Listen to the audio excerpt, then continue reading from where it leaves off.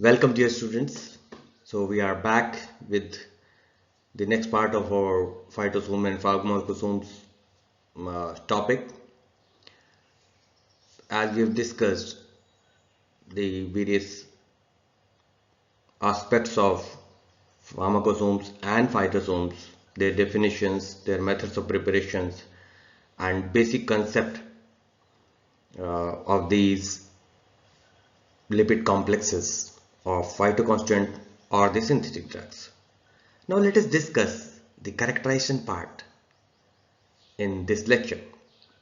Let's start our discussion.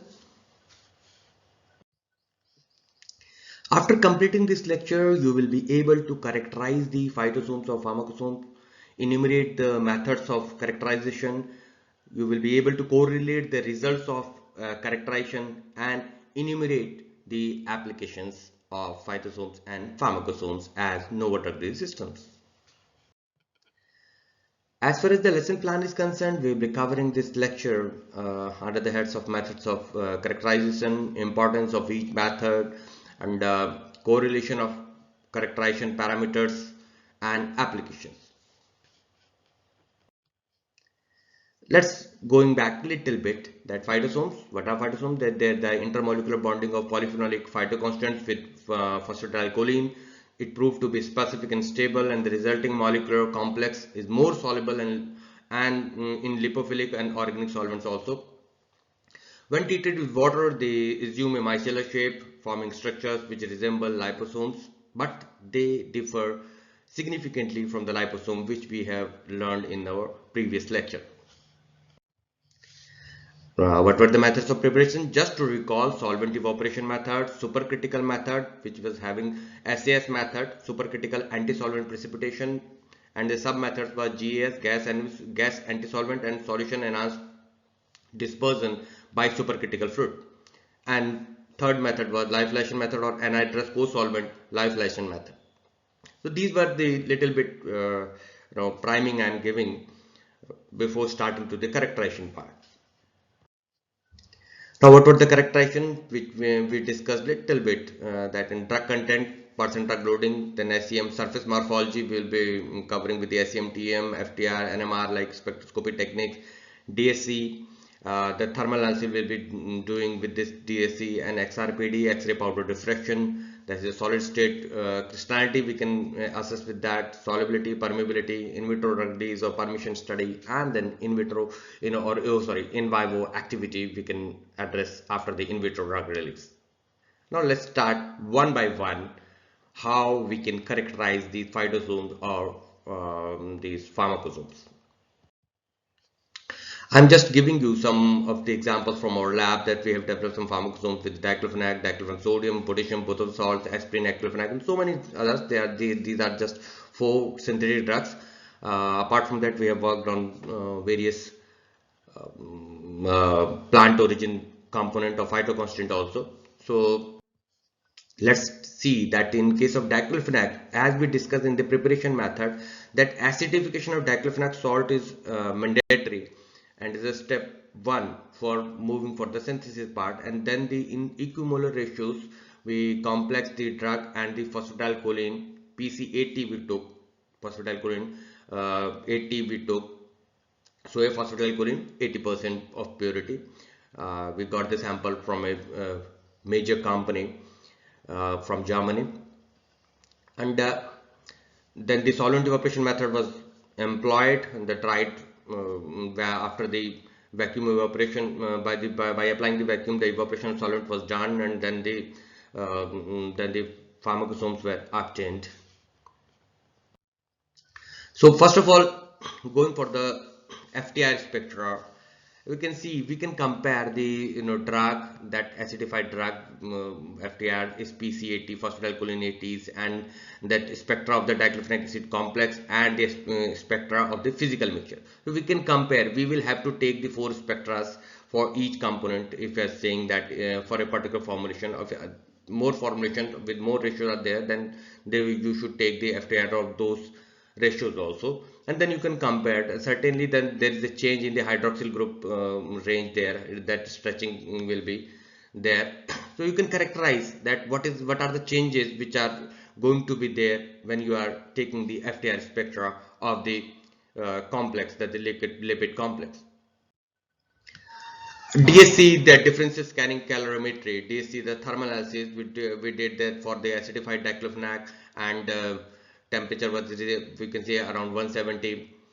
Peak was, endothermic peak was there, and in 80% PC you can see there the triplet of peak were there, and the, well, in the complex, the thermal analysis, that thermogram was completely different, and there was a removal of peak of the drug in case of complex. So it indicates that the complex has formed there, the complex formation occurred there. So with the thermal analysis we can have an idea whether the complex has been made or not. Okay, had it been the case of you can, in the case of physical mixture, all the peaks were remain there at their respective positions.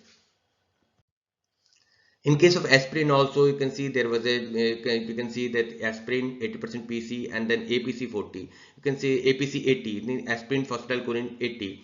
This is a complex. You can see the complex thermal analysis, thermal graph, that DSC graph is entirely different because it is showing the peak at around 50 and 63 degrees Celsius. While the transition peak in the case of aspirin was around 140 degree. So entirely, there is a shift of endothermic peak in the thermal analysis was observed. So we can have an exact idea that what kind of changes were there, whether there were changes or not, whether the complex was formed or not. We can have an idea with the thermal analysis.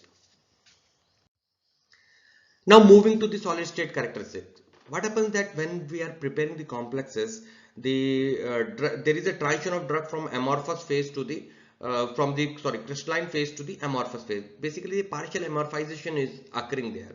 You can see the acidified diclofenac. It is one of our published paper in the Acta Pharma in 2009. In which diclofenac you can see, and PC80, and the lowest one, the third one in the lower one, this is the complex XRPD, high resolution X-ray diffraction we obtained, that the sharp peaks of sharp crystalline peaks of drug were not present in the diffractogram of the complex, as you can see there. So it indicates that in solid state characteristics there are changes are there, and the drug from crystalline it is moving to the amorphous phase. Actually in the complex phase the drug amorphization is occurring. Basically this is the turning point. You can say this is the governing point which is going to govern the solubility and the dissolution. Okay, apart from the thermal analysis, so the correlation is desired. So there was a complete shift of peaks, and the peaks were abolished there in the endothermic peaks on the thermal analysis also, while the same is being supported while with this X-ray diffractogram. So the correlation is at most necessary when we are doing the one set of data, when we are comparing one set of parameter with the other set of parameter. Again, in case of aspirin, we can see that APC 80, that aspirin phosphatidylcholine 80 is having, it is again from our lab publication. This complex is clearly showing that the aspirin, which is very crystalline in nature, is becoming amorphized when it is in the complex form, and the complete change and the removal of crystalline sharp peaks are clearly evident here. Okay, again for in the case of aclofenac, which is the analog of diclofenac, you can see the top one is the drugs XRPD. It is again from our publication from Indian Journal of Pharmaceutical Sciences, and phosphatidylcholine XRPD, and then again its complex. You can see that the diffuse peak are there. The crystalline peak have converted into the diffuse peak, and the sharp endothermic, sharp crystalline peaks which were there in the drug are not there in the complex. So it is indicating that there is a change in crystallinity of the drug in the complex when it is in the complex form, when in the phytosome or pharmacosome form. Okay, for the synthetic drug we call them pharmacosome, just to remind you.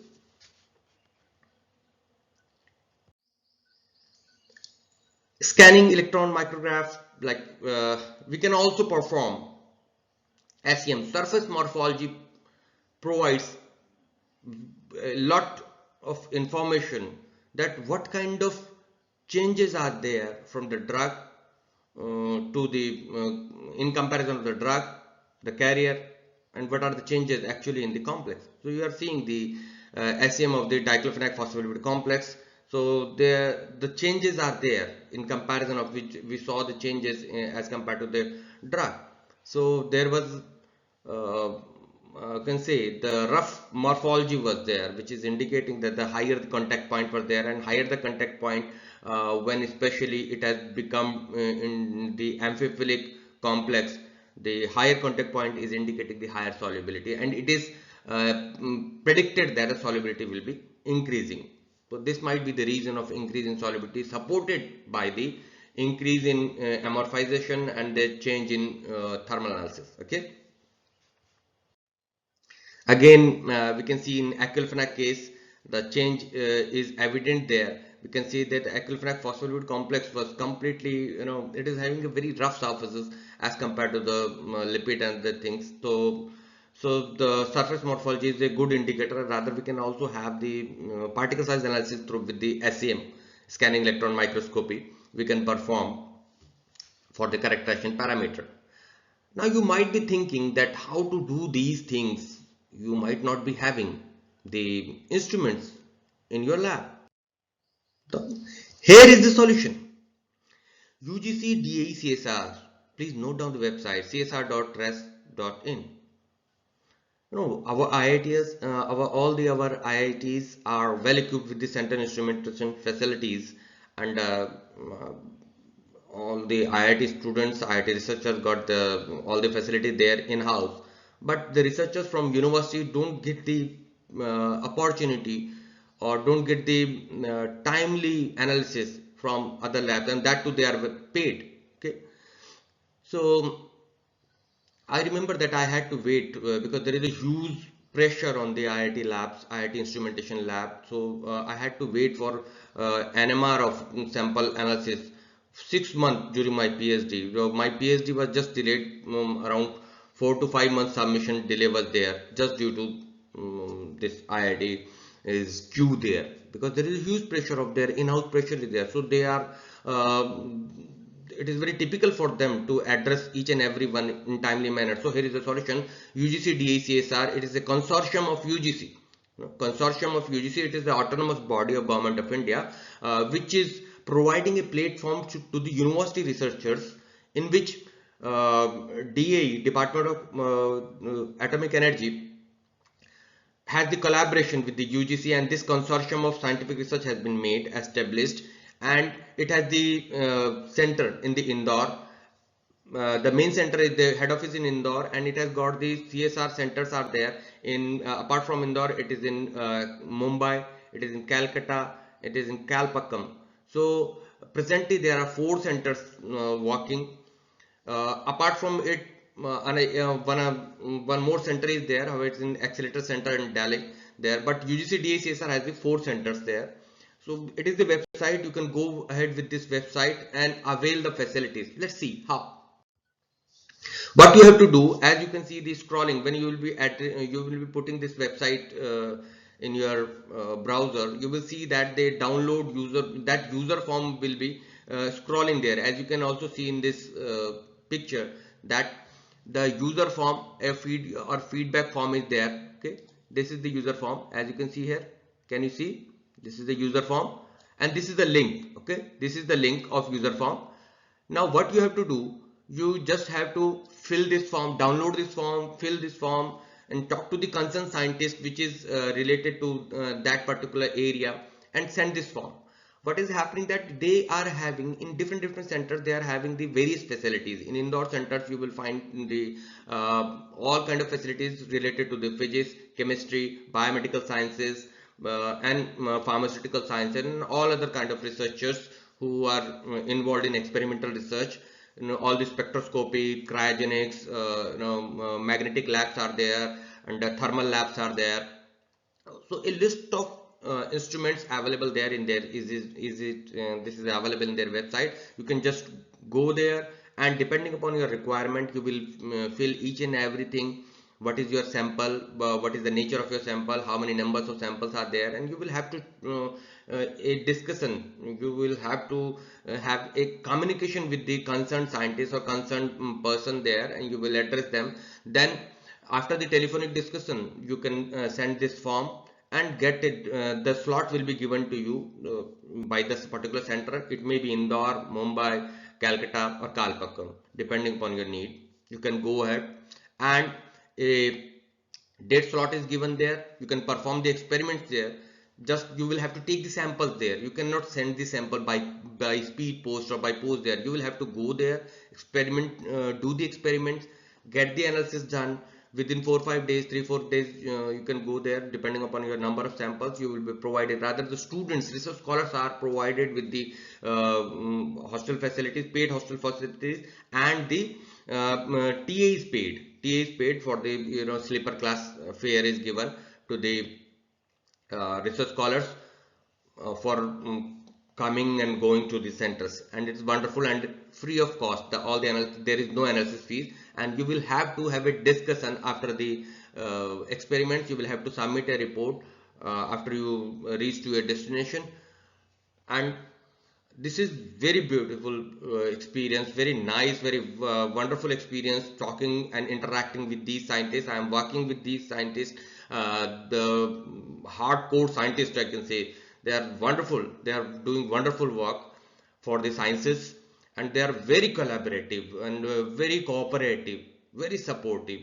And I have been fortunate enough to have the interaction since 2003 with them, with I think from Indore Center specifically, and after that Mumbai Center, Professor Siruguri, and from Indore Center, Professor Sinha, and from Calcutta Center, Professor Saha, Dr. A.K. Saha. So all these are very good and very supportive for your work. Please go ahead and avail this facility. I'm moving ahead now in our discussion. Now solubility is the thing. The solubility, there is a 2 to 10-fold increase in aqueous solubility in general, and while the permeability is also increased, but not to a greater extent. Solubility, you know how to determine the solubility. I am not going to the detail. Now we move to the dissolution study. What you have to do from the dissolution apparatus, you will take and you will compare your drug release in comparison to the plain drug. You will compare the drug release of your complex, prepared complex, and you can do the kinetic studies and model fitting you can do depending upon your requirement. As you can see also here, in the case of aspirin, the lipid complex showed a better increase in dissolution profile when it is in complex form, or you can say in pharmacosomes form. Okay. Now, as far as the phytosomes are concerned, from our lab, we have prepared a a good number of, I think, a total phytosome and pharmacosome. We have worked upon 24 different drugs. And among the phytosomes, gallic acid, naringenin, catechin, quercetin, and I think you name it, we have done all the work on almost 13 to 15 phytoconstant, imodin, catechin, apicatechin. Okay. We have worked on these, and we have got very wonderful results. Now moving to the whether the component is phyto constant or the synthetic one, your characterization parameters are going to be same.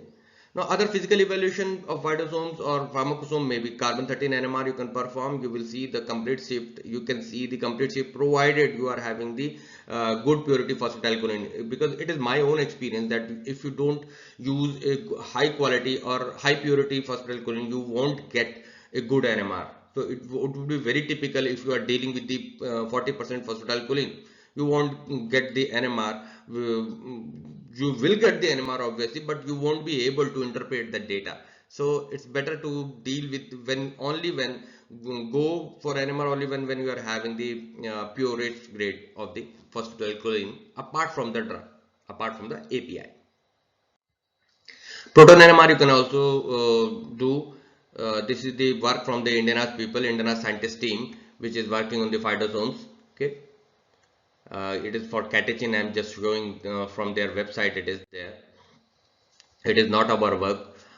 In bio performance ginkgo, I have been not I was not fortunate enough to get the in vivo done because of lack of facility. But if you have the facility of in vivo, you can you can compare the plasma level of phosphatidylcholine complex or the phytosomes in comparison to the drug.